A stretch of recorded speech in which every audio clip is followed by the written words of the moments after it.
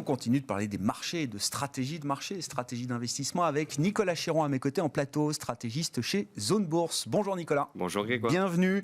Votre commentaire de rentrée après une période estivale, alors que tout le monde décrit comme un été qui a été plutôt bon sur les marchés. Il n'y a pas eu de gros accidents, même si on peut se focaliser peut-être sur certaines parties spécifiques justement des marchés globaux. Qu'est-ce que vous retenez du comportement et de l'attitude des marchés, des investisseurs à travers cette période estivale, Nicolas ?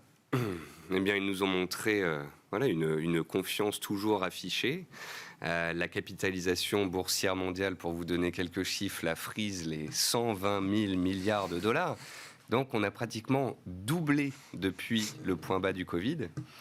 Sur le marché américain, d'ailleurs, on a gagné plus de 100% en 15 mois et c'est un record historique de hausse de plus de 100% post-crise. On a déjà eu des reprises qui permettaient aux indices américains de doubler en l'espace de 2 ans, 3 ans, 5 ans post-crise. On n'a jamais vu ici un regain d'intérêt, un redémarrage aussi puissant. À mettre dans la case des atypismes de cette crise pandémique qui ne ressemble à aucune autre, d'une certaine manière. This time, it's different. Again. Bon, après, le bilan des banques centrales n'y est pas étranger, puisque on a dépassé, là, ces dernières semaines, le seuil fatidique des 30 000 milliards de dollars détenus par Fed, BCE, Banque du Japon et POBC en Chine, soit plus de 10 000 milliards de dollars injectés dans les marchés en l'espace de à peu près 15 mois. On avait d'ailleurs donné ce chiffre avant les vacances, c'est je crois, pratiquement 1 milliard toutes les heures. Oui, non, mais alors là, on peut après, effectivement... Non, mais c'est la compensation du coût de la crise pandémique. C'est ça, voilà. C'est ça. Les États aussi, avec leur plan de relance, les plans de relance aux États-Unis, en Europe, on peut dire que la vivacité et la réactivité qu'ont eu effectivement États et banques centrales ont permis justement cette reprise et de l'économie et des marchés. Et puis, on a une autre justification du niveau actuel des indices boursiers, notamment aux États-Unis. Ce sont les niveaux des bénéfices des entreprises du S&P 500 qui, cet été, ont battu des records historiques. On a même battu un chiffre, le fameux consensus FactSet. On a, je crois, eu plus de 85% des entreprises qui ont fait mieux que le consensus. Et depuis que FactSet, en fait, émet ce chiffre depuis 2007-2008, c'était un record encore une fois. Donc voilà. Des records d'un peu partout, de liquidités, de résultats d'entreprises. On a eu aussi une macro au premier semestre qui nous donnait un cadre global positif pour que ces entreprises continuent d'avoir un business florissant. Donc, voilà, un été très calme. Une petite rotation qui s'est opérée quand même, puisque on avait une surperformance européenne au premier semestre qui s'est atténuée. Quand on regarde le DAX, l'indice allemand, en fait, depuis 3-4 mois, il fait du surplace. Quand on regarde le CAC 40, à 6700 points, on est au même niveau qu'au mois de juin. Donc, on a eu un peu de volatilité.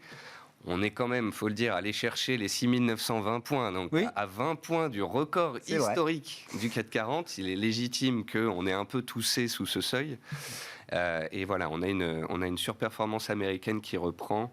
Et là, l'Europe qui stabilise à plat. Vous en avez parlé avant. Il y a des élections à venir. Il y a la BCE qui doit s'exprimer. Il y a pas mal de facteurs qui font que, il est normal qu'on se soit stabilisé, puis on a quand même bien moins de croissance qu'aux États-Unis et des résultats d'entreprises qui ne sont pas au même niveau non plus. Qu'est-ce qu'on imagine comme schéma de marché désormais devant nous ? Vous avez très bien décrit la situation, les records, on compte les records à Wall Street tous les jours. Est-ce qu'on est encore dans le business as usual d'une certaine manière, ce qu'on vit depuis le point bas de la crise pandémique voilà, alors ça s'est fait pas tous les jours en ligne droite, mais ça a été quand même un rallye que vous avez décrit d'une puissance incroyable. Le TGV, on est dans un TGV, un train qui roule encore à bonne vitesse. Est-ce qu'il faut commencer déjà à envisager de réduire un petit peu son exposition globale au risque ? Est-ce qu'il y a des risques d'accident ? Voilà, on parlait de l'inflexion des banques centrales, de la perspective de voir des politiques budgétaires aussi qui seront un peu moins expansionnistes l'an prochain. Tout ça est très légitime, évidemment, et tout ça est économiquement rationnel. Qu'en est-il de l'attitude que des marchés dans ce genre de situation? Alors, plusieurs points. Déjà, effectivement, il va y avoir une modification graduelle, la plus graduelle possible, du discours des banques centrales, une mise en place d'un tapering aux États-Unis. Alors, on rappelle que c'est une diminution des achats d'actifs. Ils continueront d'en acheter. On continuera de mettre 80 milliards au lieu de mettre 120 milliards. Or, aujourd'hui, vous pouvez faire un graphique avec la liquidité qui entre sur les marchés et le S&P 500 et c'est une copie conforme. Donc si on injecte moins, peut-être que plutôt que d'avoir des marchés extrêmement haussiers et dynamiques, on pourrait assister peut-être à des périodes de latéralisation. Qui dirait latéralisation aux États-Unis dirait tout sautement en Europe et peut-être trou d'air éventuel. On va arriver aussi dans une période un peu particulière, septembre-octobre, c'est la rentrée, il y a eu des beaux gains réalisés, il y a des gérants qui font 15, 20, 25% de performance sur l'année, qui vont peut-être vouloir encaisser une partie des bonnes performances sur certains secteurs.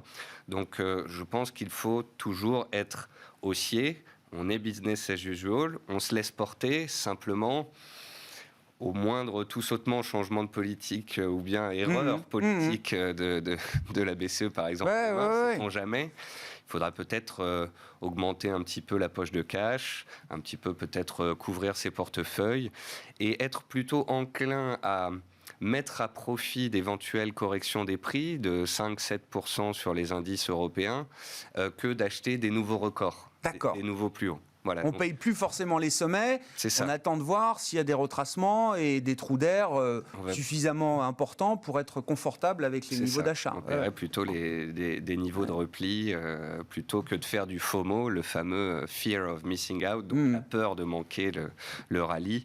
Je pense que c'est aussi ça qui a alimenté cette hausse des derniers mois. On a eu une entrée record de traders particuliers, d'investisseurs particuliers, que ce soit aux États-Unis et en Europe. Et on a eu des flux entrants qui ont aussi accéléré cette hausse et qui ont peut-être engendré cette linéarité. Cette hausse linéaire, oui, bien sûr. Et voilà, il y a énormément de facteurs qui ont joué là-dessus. Et il n'y a pas encore d'euphorie quand on regarde les indices de sentiment aux États-Unis, quand on regarde le Fear and Greed Index, l'indice peur et avidité de CNN Money, ou encore le Sentix. Voilà, on sent que les investisseurs sont un petit peu plus... on est plus proche de l'euphorie que de la dépression totale, c'est ce qu'il faut comprendre quand même. Quand on voit Barron's, le fameux journal financier qui titre que la seule chose possible, c'est que le S&P 500 continue de battre des records historiques, des records de records. On est à 53 records historiques cette année sur le S&P 500. Historiquement, le record des records, c'est 77 records en une année, en 1995. Sinon, c'est 60, 62. Donc on approche quand même de chiffres historiques. Alors encore une fois, parfois, ils sont faits pour être battus. Mais des belles performances d'un côté, des particuliers qui ont bien profité de l'autre, une saisonnalité un peu plus touchy, les banques centrales qui sont en train de modifier leur politique et une macroéconomie qui se normalise quand même. Je vous le disais avant cette émission, la Goldman Sachs, en l'espace de 3 semaines, révise ses perspectives pour le 3e trimestre aux États-Unis de 8,5% à 3,5%. C'est pas une petite révision à la baisse. On a des chiffres en Chine qui se Après sont les bonnes surprises sur la croissance, vous dites attention, parce qu'on peut avoir des effets cascades sur des déceptions. On restera toujours sur des niveaux de croissance très décents, au moins encore l'an prochain. Tout ça est écrit sur les murs, mais le marché est très attentif aux écarts par rapport aux attentes. C'est ça, c'est les écarts. Quand on regarde les indices de surprise économique et d'inflation, en fait, en ce moment, qu'est-ce qu'on a ? On a des chiffres qui tombent bien supérieurs aux attentes et des chiffres d'inflation bien supérieurs aux attentes. Donc, si on a une normalisation, un atterrissage qui est un peu trop violent et qu'à côté de ça, l'inflation reste très forte, on va avoir un environnement global qui va être un petit peu moins porteur. Un chemin, un cadre un peu moins, peut-être un peu plus risqué, peut-être moins idyllique. Effectivement, si on regarde les choses un peu plus finement, peut-être que ce soit en matière de secteur, en matière de segments de marché, est-ce qu'il y a des parties du marché là qui justifient encore de l'intérêt quand même, selon vous, Nicolas ? Il y a des opportunités qui sont très sélectives. Par exemple, on a eu les valeurs technologiques chinoises. Oui. Qui avaient perdu pratiquement 50% depuis leur plus haut en quelques mois. Il faut dire que le gouvernement chinois n'y a pas été de main morte. Et il n'y a pas été de main morte. D'ailleurs, pas que sur les valeurs technologiques, aussi les valeurs liées à l'enseignement et d'autres secteurs, démontrant quand même que c'est bien peut-être d'avoir de la Chine dans son portefeuille, des émergents au global, mais dans une proportion gardée. Parce que il suffit d'une déclaration pour que le marché lâche littéralement. Nous, on en a profité, du moins on a tenu certaines positions, comme Prosus, qui est coté en Hollande, qui est très corrélé à Tencent. Gros actionnaire de Tencent. C'est ça, Tencent qui est dans une tendance haussière long terme magnifique, mais qui était dans une correction depuis 6 mois. Et donc, on s'est dit que s'il y avait un moment où il fallait que ça tienne, c'était là. Les cours ont tenu, plus de peur que de mal. Le seuil des 50% de retracement, tout le monde en a parlé. Il y a des investisseurs qui s'y sont intéressés. Donc, c'était une opportunité de marché bien spécifique, atypique, ciblée. Plus récemment, dans nos portefeuilles, par exemple, on a fait le pari du luxe. Même si le luxe... Là aussi, après le décrochage du luxe, mi-août, c'est ça. C'est ça, on est rentré sur LVMH dans le trou. On a vu que les cours décrochaient de plus de 10% en l'espace d'une semaine. On trouvait que c'était un petit peu abrupt et violent. On est toujours sur un trend du luxe qui est extrêmement haussier. Je crois que les 3 valeurs du luxe comptent pour plus de 50% de la hausse du CAC depuis 1 an et demi. C'est les 3 principales valeurs du luxe françaises. Elle profite aussi, encore une fois, des flux des particuliers dont je vous parlais avant, parce qu'on a des flux sur les ETF cette année qui battent des records historiques. Les ETF sont de plus en plus utilisés par les investisseurs individuels et ils sont extrêmement concentrés sur les plus grosses valeurs et les valeurs les plus performantes, donc le luxe. Oui, ils reflètent le poids de ce secteur dans l'indice CAC 40. Alors, ça dépend comment on le regarde, mais c'est 25%, 30% peut-être.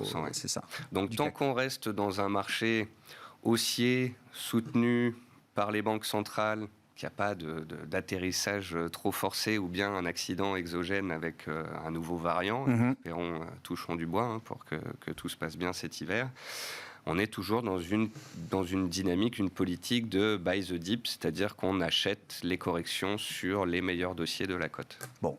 C'est un peu ce qu'on voit d'ailleurs aujourd'hui sur la séance du jour. On ouvrait en baisse, gap à la baisse ce matin, on a perdu plus de 1% sur le CAC. Et au moment où on se parle, à mi-séance, on est en train de se racheter un petit peu. Merci beaucoup Nicolas, merci d'avoir été avec nous. Pour vos commentaires de rentrée sur les marchés, Nicolas Chéron, stratégiste de Zone Bourse, qui était l'invité de Smart Bourse à la mi-journée. On se retrouve nous ce soir en direct à 17h sur Bismart.